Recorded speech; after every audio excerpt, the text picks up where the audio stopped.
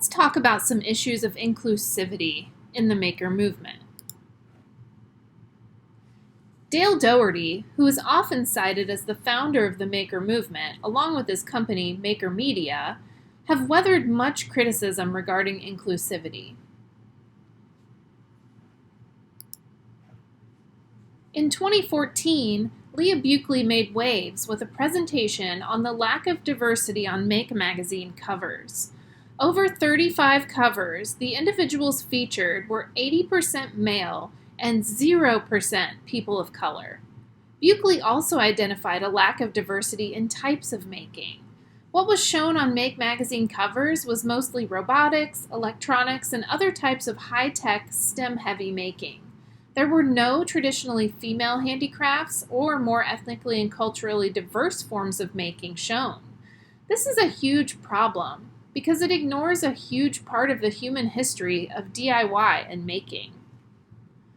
All types of making should be welcome in the maker movement. When the magazine that is seen as the face of the maker movement shows a homogeneous white, male, affluent image, it affects the public perception of making and can exclude many wonderful people and ideas from participating in maker culture. Adam Stark-Master's study of the Make magazine website revealed even more issues with the face of the maker movement.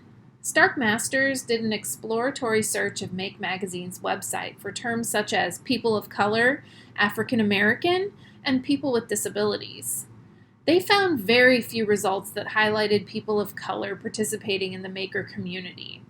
Another particularly sad finding is that people with disabilities was only found in articles that talked about makers making assistive technology for people with disabilities, but there was no mention of people with disabilities as makers themselves. In 2019, Maker Media went bankrupt and has now been replaced with a new company, Make Community, where Dougherty has vowed to have more of a focus on inclusivity. Additionally, organizations like Nation of Makers, a national nonprofit organization for makerspace organizers, have a strong focus on creating a culture of inclusion in the maker movement. One thing that I want all students to know is that you are welcome to become part of the culture of making at Miami. The Makerspace at King Library strives to be a space that everyone feels comfortable and supported. I like to emphasize that no prior knowledge is needed to be a maker or to successfully become part of the community of the makerspace. Although some equipment may seem intimidating or high-tech, anyone can learn the machines in the makerspace. We have intentionally designed the space to be welcoming to newcomers, regardless of your prior making experience. If you've never even looked at a 3D printer, we can get you up and running in a matter of minutes on one of our machines. I encourage you to stop by when we're open and become part of our community.